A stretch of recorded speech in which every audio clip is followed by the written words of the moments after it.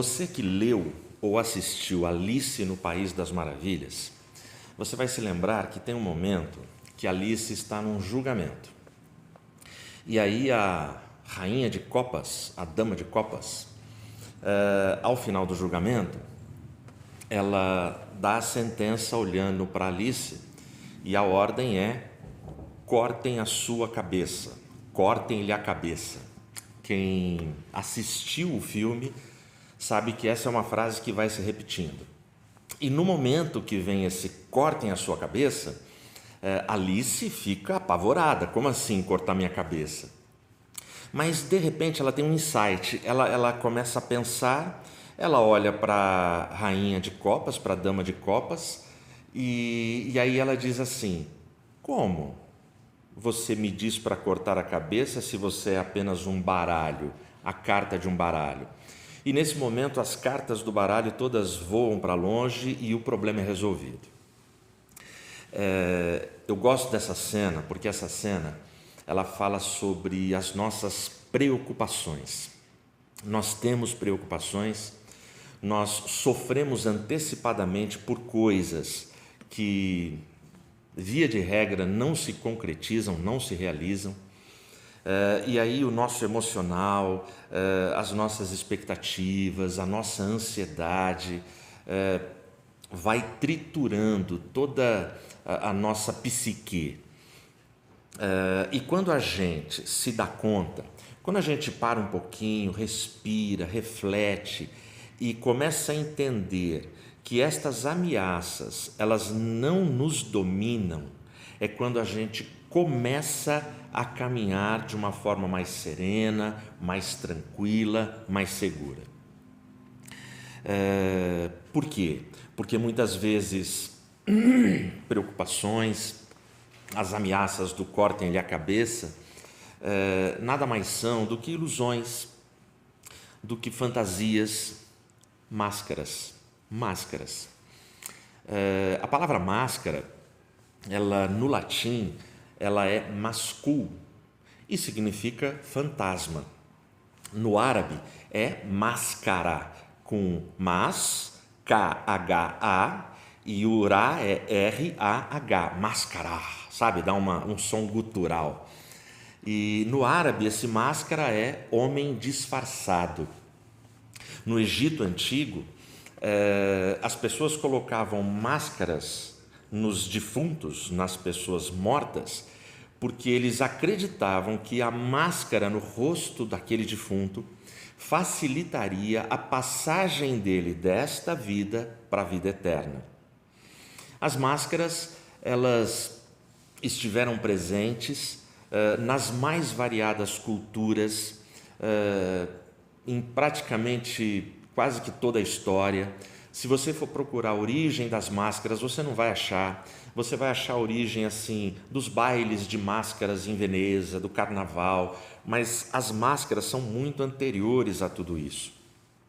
Elas se tornaram pop no nosso tempo, aqui na nossa geração, com os super-heróis.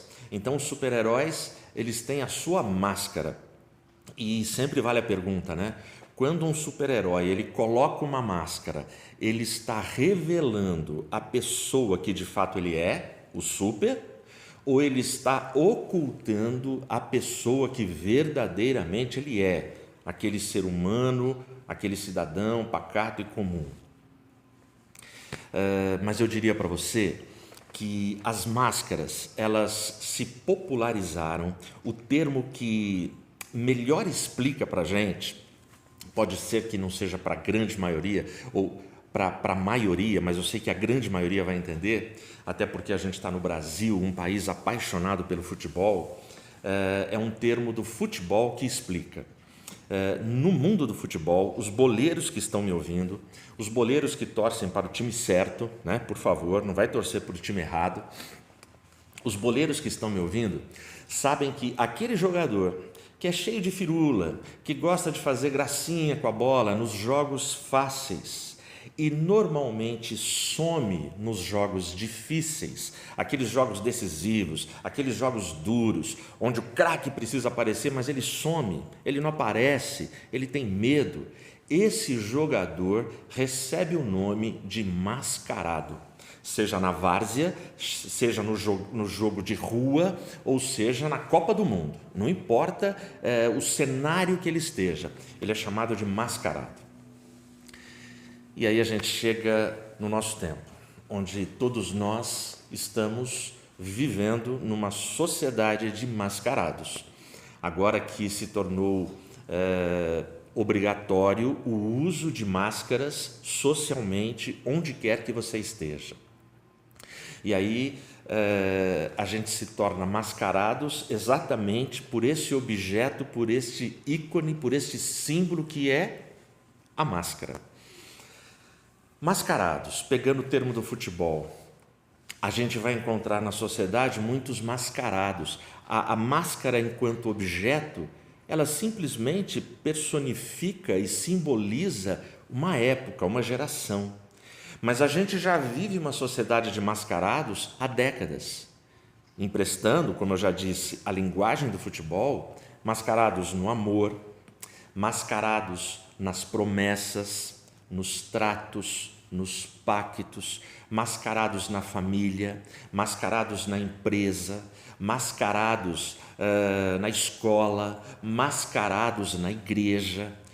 O que seria o mascarado em todos esses ambientes? Assim como o jogador é aquele que promete um determinado desempenho, ele diz que ele é bom naquilo, que ele vai fazer aquilo, mas na realidade, na hora do vamos ver, na hora da prova, ele simplesmente se revela uma fraude, uma farsa. E aí? E aí, como a gente fica? As máscaras, elas vão continuar? Até quando? Quando chegará o tempo do fim das máscaras? Quando que isso tudo vai acabar? Existe alguma perspectiva bíblica? Existe uma promessa para a gente? Existe sim. Eu vou ler um texto para você, e esse texto eu vou ler aqui numa Bíblia muito especial. Essa Bíblia é bem velhinha, dá uma olhada, sente, olha só, essa Bíblia aqui, ela é de 1962, foi a minha primeira Bíblia. Essa Bíblia quem me deu foi a minha mãe, essa Bíblia era da minha mãe. Tanto é que tem o nominho dela escrito aqui, com letras maravilhosas, escrito pelo meu pai. Meu pai tem um manuscrito muito bonito, e é de 1962. Minha mãe me deu essa Bíblia. Foi nesta Bíblia que eu li pela primeira vez o Pentateuco, e terminando de ler o Pentateuco nesta Bíblia, aconteceu a minha conversão. Essa Bíblia, para a época dela, eu acho ela sensacional. Ela tem aqui, ao final de todo o texto, ela tem a concordância bíblica, que era uma novidade para a época, então tem uma vasta concordância. Depois da concordância, ela tem um cantor cristão, um cantor cristão batista, com 577 hinos, sendo que o último hino é o hino nacional brasileiro, dá uma olhada. E depois que termina o hino nacional brasileiro, vem uma letra escrita do hino nacional evangélico, que é uma letra para se cantar com a música do hino nacional brasileiro. Eu até iria cantar para vocês, mas como essa semana eu não comi maçã, então a minha voz não está tão boa. Então eu não vou arriscar e vou poupar vocês dessa apresentação, tá certo? Bom, dito tudo isso sobre essa Bíblia, e o porquê que eu estou usando ela para essa reflexão, é que nesta tradução, é uma das primeiras traduções brasileira, né, aqui para o nosso país. Nessa tradução é impressionante como está o texto. Eu dei uma olhada em várias traduções, a maioria usa outras palavras, a não ser a Bíblia, a tradução da Bíblia Pentecostal usa uma tradução igualzinha a essa daqui. É Isaías capítulo 25. Eu vou ler para você em nome de Jesus o versículo 7. E destruirá neste monte a máscara do rosto, com que todos os povos andam cobertos, e o véu com que todas as nações se escondem. Eu vou ler de novo para você. E destruirá neste monte a máscara do rosto, com que todos os povos andam cobertos, e o véu com que todas as nações se escondem.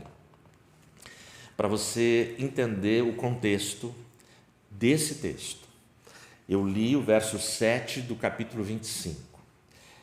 Esse bloco de Isaías, do capítulo 24 até o capítulo 27, é o que estudiosos chamam de o pequeno Apocalipse de Isaías.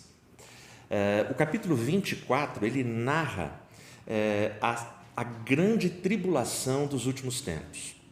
É impressionante. Eu destaquei aqui para ler para você, no capítulo 24, apenas os versículos 4, 5 e 6. Olha o que diz: a terra pranteia e se murcha, o mundo enfraquece e se murcha, enfraquecem os mais altos do povo da terra.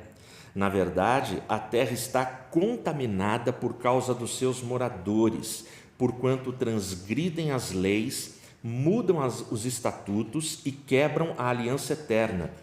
Por isso, a maldição consome a terra e os que habitam nela serão desolados. Por isso, serão queimados os moradores da terra e poucos homens restarão. Se você ler o capítulo todo, o capítulo 24, aqui existe uma síntese da grande tribulação profetizada em Mateus capítulo 24, no livro do Apocalipse. Por isso, esse trecho é chamado de o pequeno Apocalipse de Isaías. Aí os capítulos 25, 26 e 27, eles basicamente vão falar sobre o clima, a ordem de bênção e de paz no reino de Deus.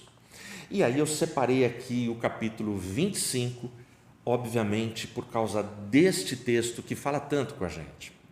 Evidente que esse texto não falava dessa máscara física que a gente está usando hoje, mas ele é muito significativo, uma vez que é um texto apocalíptico, é um texto que fala do tempo do fim. É muito significativo que o autor use esta expressão e use esta palavra. É muito significativo para cada um de nós. O capítulo 25, basicamente ele se divide em 3 partes. Do versículo 1 até o versículo 5, é no formato de um salmo. Ele é chamado de um cântico de ações de graças, do 1 ao 5. Aí do versículo 10 ao 12, fala sobre a condenação e a destruição completa de Moabe. Moabe aqui representa e simboliza para a gente todos os inimigos do povo de Deus. E Moabe na Bíblia sempre foi inimiga do povo de Deus.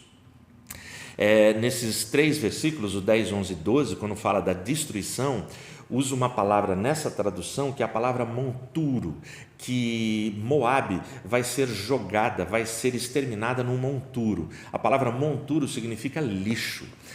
Outras traduções falam sobre lama, falam sobre estrume, e usa a figura de um nadador que está nadando numa poça de lama, de estrume e de lixo. Ou seja, os inimigos de Deus vão morrer afogados, exterminados no lixo que eles mesmos criaram. E é muito interessante essa figura, porque o homem se autodestrói. O homem, ele está se autoaniquilando. Não haverá escapatória para todas as ofensas, para todos os erros, para todas as maldades da imaginação da mente humana. E o mais irônico de tudo isso é que são maldades onde o próprio homem vai se enroscar nelas. É aquele ditado, né? O peixe morre pela boca. Então, tudo isso acontece aqui. E dos versos 6 até o verso 9, a gente tem toda a definição da bênção para o povo de Deus neste tempo de chegada plena e definitiva do reino de Deus e o final dessa grande tribulação.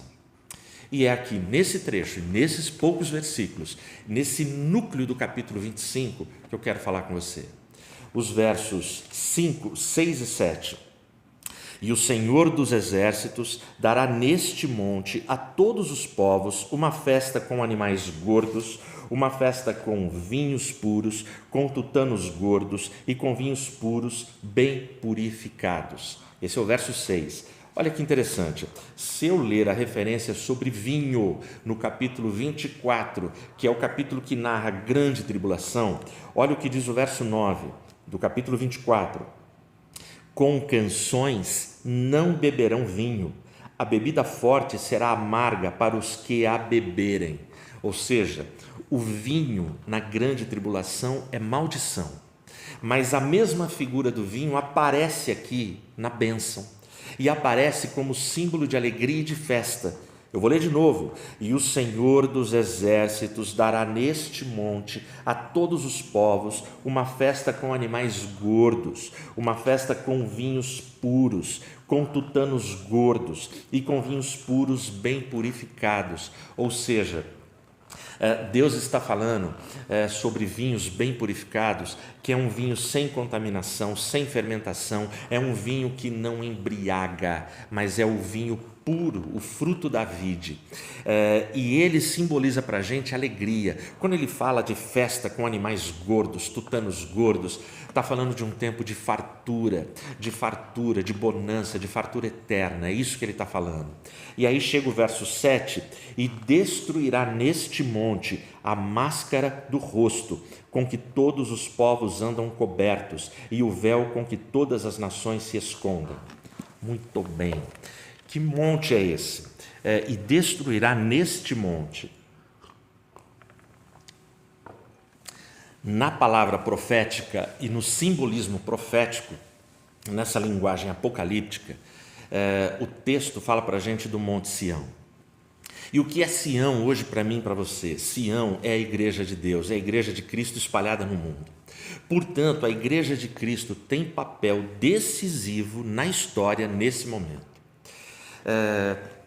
E a palavra é muito forte: destruirá a máscara do rosto com que todos os povos estão vestidos, e também destruirá o véu. O que isso significa para a gente, o que significou para essa audiência?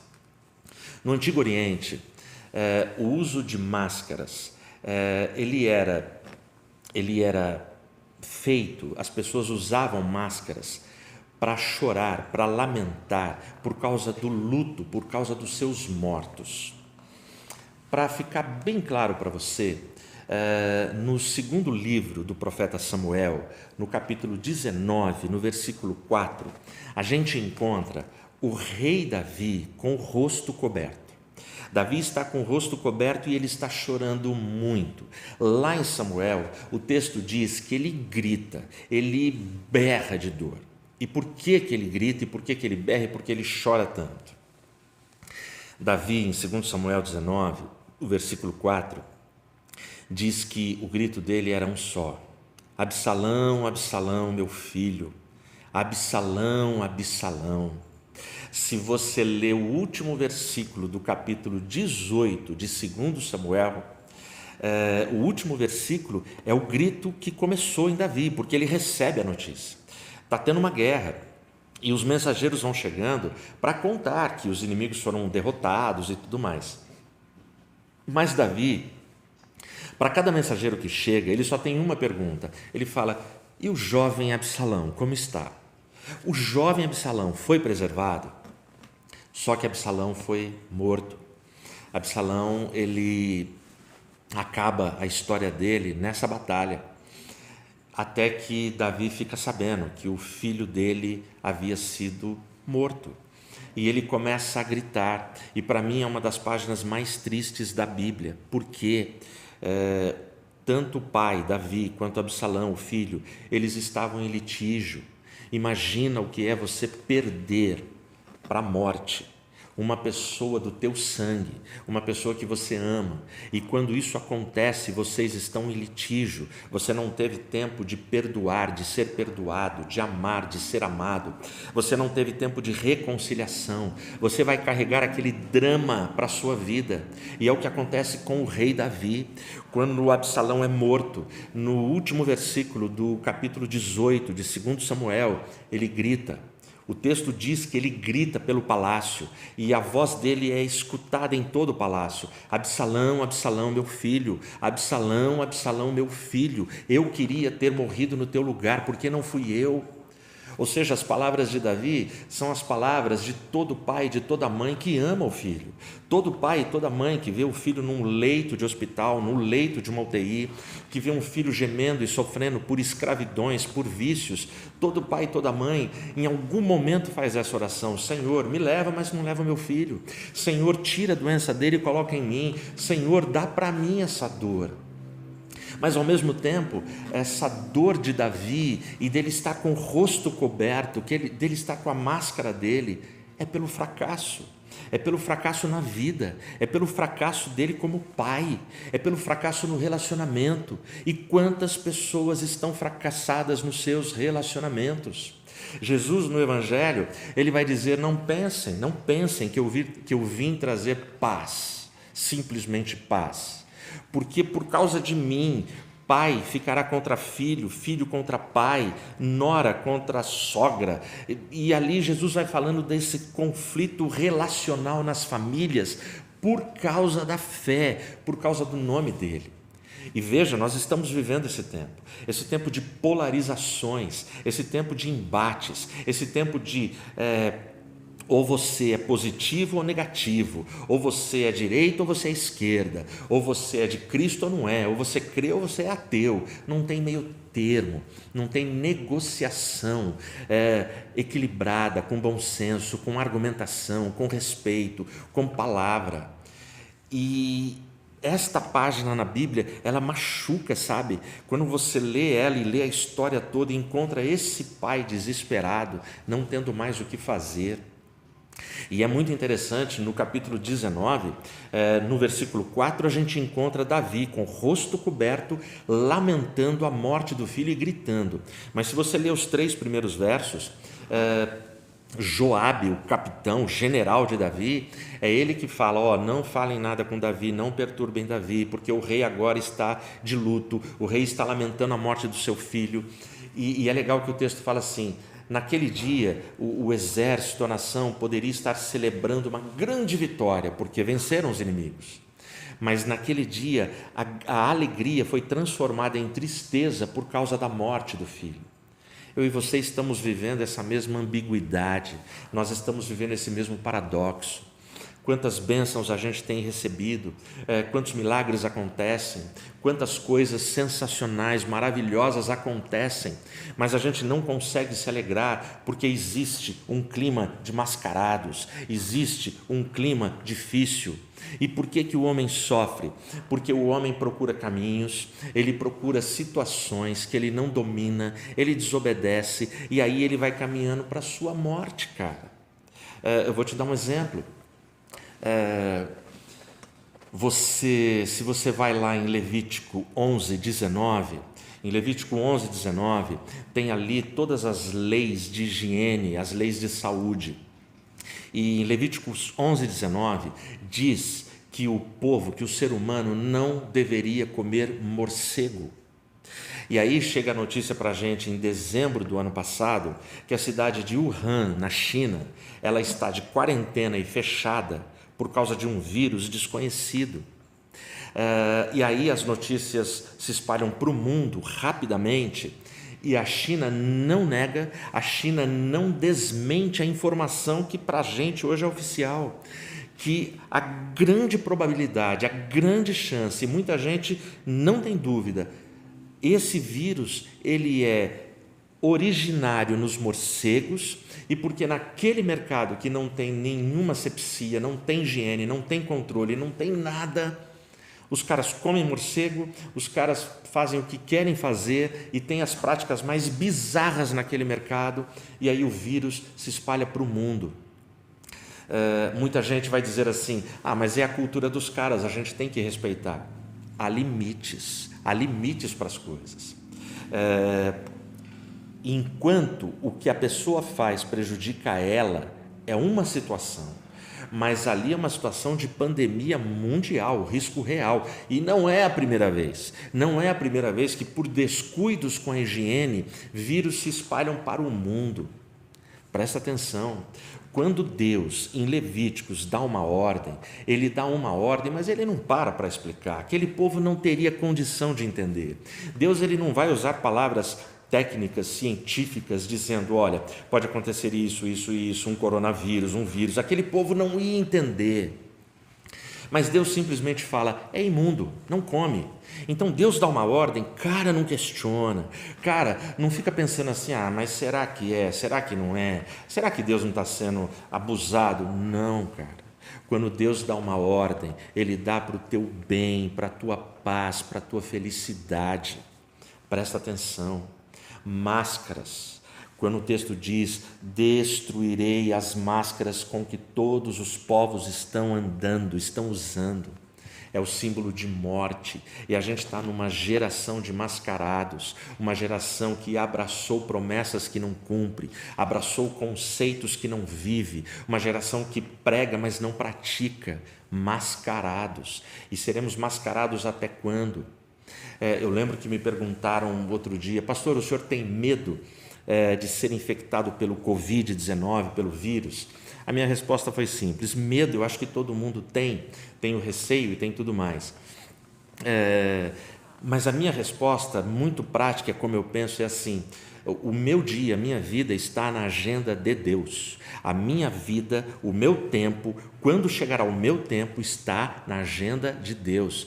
Ou vai ser morte natural, ou vai ser um infarto, ou eu vou levar um tombo, ou um acidente de trânsito, ou eu vou dormir, sabe? Ou vai ser um vírus, mas é um momento de Deus na minha vida, porque Ele controla a minha vida e controla a sua vida. Não adianta pânico, isso não vai resolver. Para você entender o que eu quero dizer, em Bagdá, nos arredores de Bagdá, distante de Bagdá, tinha lá um vilarejo, e aí um senhor de terras pediu para o seu escravo ir até a feira local fazer umas compras, e ele foi. Esse cara chega na feira local e ele se assusta, ele começa a tremer, ele fica com medo. Por quê? Porque ele visualiza a morte, e a morte olha para ele de uma forma assim aterrorizante, segundo palavras dele. Ele para o que estava fazendo e corre para a propriedade lá do seu patrão. Ele chega lá e fala, meu senhor, por favor, me cede um camelo, me dá um camelo que eu preciso fugir daqui. E o senhor fala, mas por quê? Parece que você viu a morte? Ele falou, exatamente. A morte me encarou de frente, de forma aterrorizante. Eu quero ir para Bagdá, porque a minha família mora lá, Bagdá é grande, eu sei andar em Bagdá e eu sei como chegar lá e me esconder e ficar em lugar seguro. Aí ele dá o camelo, empresta o camelo, o funcionário vai embora, o dono da propriedade coloca uma roupa e vai para a feira. Chega na feira, ele já procura a Dona Morte, olha para ela e fala, Dona Morte, qual é a tua? Por que você olhou de forma aterrorizante para o meu funcionário? E a Morte fala assim, eu não olhei de forma aterrorizante, eu olhei com espanto, porque na minha agenda eu tenho um compromisso de que eu vou matá-lo e recolhê-lo hoje à tarde em Bagdá, e eu me espantei dele estar aqui. Entendeu? A gente não antecipa a morte, e a gente não provoca ela também. Nós estamos escondidos nas mãos de Deus, cara. Nós estamos escondidos nas mãos de Deus.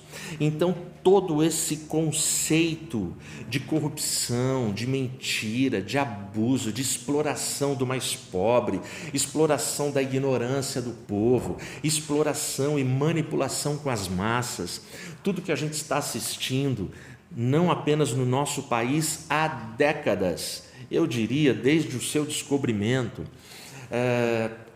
está acontecendo no mundo e só vai piorando. É inacreditável, é surreal que no meio de uma pandemia os caras consigam desviar verba que era para comprar respiradores e colocar no bolso. É inacreditável que existam abutres em cima da carniça do ser humano na hora de uma pandemia mundial e do sofrimento que nós estamos passando. Portanto, existe uma promessa aqui: máscaras, véus serão quebrados e a morte será vencida. E aí o que acontece na sequência, eu vou ler para você os versos 8 e 9.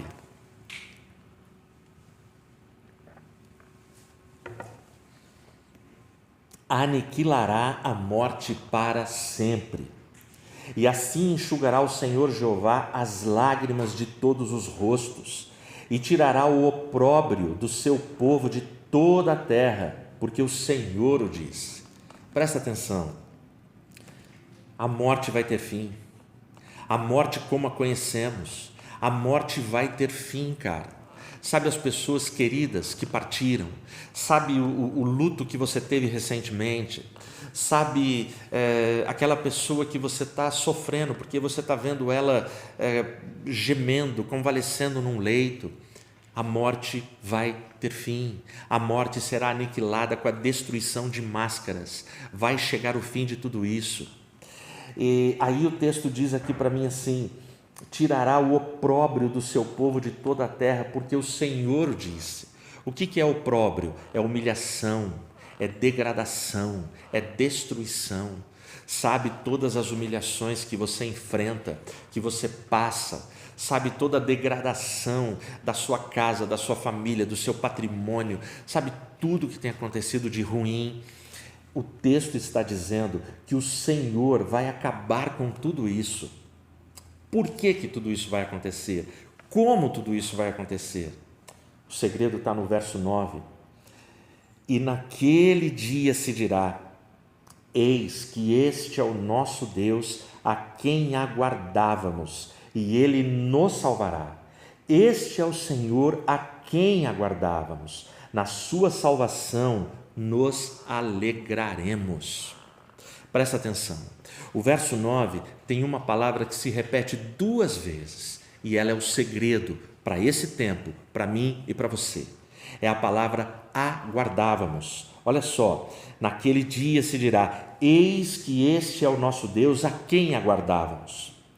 Ele nos salvará, este é o Senhor a quem aguardávamos. A ênfase do texto é para falar para mim e para você sobre quem nós devemos esperar. Não desista de esperar no Senhor, não vacile, não pare, não se canse.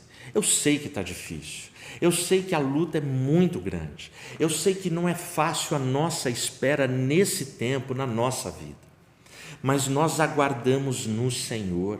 Ele vai surgir neste céu, Ele vai aparecer para mim e para você. Esse vai ser o tempo que a gente vai poder falar: este é o nosso Salvador, este é o nosso Senhor que nós aguardávamos. E deixa eu te dizer, Ele já veio para muitos de nós. Muitos que estão me ouvindo têm experiências riquíssimas, experiências profundas, de momentos de intimidade com o nosso Deus. Ele está vivo, Ele é real, Ele reina soberanamente. Bom, mas apesar de tudo isso, tem muita gente que pode dizer assim: pastor, mas está difícil esperar, está difícil aguardar, a pressão é muito grande, a luta é muito grande. Quando a gente fala, descansa nas mãos de Deus, confia nas mãos de Cristo para a tua vida, pastor, mas ser crente, ser cristão nessa época está muito difícil, está difícil obedecer princípios e valores do cristianismo, está difícil a caminhada da fé, está difícil carregar a cruz. Pastor, eu não estou suportando, eu não estou aguentando, parece que o mundão tem tanta coisa boa, parece que o mundo lá fora tem tanta proposta mais atrativa, mais fácil, mais elegante. Não se esqueça, nesse tempo de grande tribulação, o que vai preceder, o que vai anunciar que nós estamos nos últimos tempos, é um evento que você não precisa ser teólogo, você não precisa ser um grande intérprete da Bíblia, mas é importante você saber. É um momento que o mundo inteiro vai ficar sabendo, a mídia vai divulgar. Líderes mundiais vão anunciar: existe paz na terra. As guerras como as conhecemos vão cessar todas. Vai ser um momento que a grande parte da população vai estar assim: uhul, que legal! Agora, essa paz vai ter um preço. Você vai ter que ser, fazer, pensar e praticar o que esses líderes mundiais irão determinar. E aí você vai ficar ali: e agora, o que eu faço? E aí vai ser mais difícil ainda aguardar o Senhor e Salvador, aquele que nos traz a salvação. Mas essa paz vai durar pouco tempo. O texto diz que então virá repentina destruição, repentino sofrimento, uma dor como nunca houve na história do planeta Terra. Mas a palavra de Deus diz também que uma semente, um remanescente, servirá ao Senhor em todas as gerações, em todas as épocas. Deus tem os escolhidos dele nesta geração. Deus tem aqueles que vão suportar a pressão. Para você entender, numa joalheria, um cara entrou com um amigo dele para ver diamantes e tudo mais, como curiosidade. Ele não ia comprar nada, não tinha grana para comprar. E ele fica impressionado com várias pedras que brilham, até que ele olha um monte de pedras opacas, sem brilho, sem nada. E aí ele fala: essas pedras aqui, isso aqui não deve ter valor, ou deve ser muito baratinho. Aí o atendente da joalheria falou assim: você acha? Presta atenção. Aí ele pegou uma pedra, colocou na mão e ficou uns 2 a 3 minutos pressionando essa pedra. Quando ele abriu, a pedra brilhava, mas brilhava como um poderoso arco-íris, como o sol do meio-dia. O cara ficou impressionado e falou: o que você fez? Você tinha algum produto químico? Ele falou: não, essa pedra é a opala. Essa pedra, ela só brilha se ela for pressionada, se ela for massacrada. É aí que ela mostra o seu valor. Confie nas mãos de Cristo. Você está nas mãos certas. Se renda a Cristo. Se entregue a Cristo. Porque o reino de Deus está chegando para quebrar todas as máscaras de pequenos, de médios e grandes. Não vai ficar ninguém. Em 1938 foi lançado o primeiro super-herói em quadrinhos, Superman. Superman é o herói que não tem máscara. E é impressionante que as pessoas não reconhecem o Clark Kent no Superman por causa de um óculos. E você se pergunta: caramba, eu fui olhar o texto e entender por que o Superman não usa máscara. A melhor explicação que eu encontrei foi de um articulista que ele diz assim: o Superman não usa máscara porque ele não tem o que esconder, ele não precisa se esconder, ele não tem duas personalidades. O Clark Kent e o Superman, eles são honestos, são bons, são puros, são corretos, são justos. Ele não precisa de máscara. Mas as pessoas não reconhecem. Jesus Cristo não tem máscara. Jesus Cristo é Rei dos reis e Senhor dos senhores. Mas muita gente não reconhece. Muita gente entende Jesus como um sábio, um cara que existiu, um homem muito inteligente, um filósofo do nosso tempo, mas não vê nele um Senhor e Salvador. Deixa eu te dizer, a salvação, para que quando as máscaras todas forem quebradas e chegarem ao seu final, nós dependeremos de um Senhor e Salvador. Abrace a Cristo hoje e se coloque nas mãos dele e não se incomode com a pressão. Sabe por quê? E eu termino com João 10, 27 e 28. Jesus lá, ele diz o seguinte: as minhas ovelhas me conhecem e eu sou conhecido delas. Eu conheço as minhas ovelhas. O meu Pai me deu cada uma dessas ovelhas. E eu coloco essas ovelhas nas minhas mãos. E aí ele fecha as mãos. E ninguém arrebatará as ovelhas das minhas mãos. Aceite a pressão do Evangelho.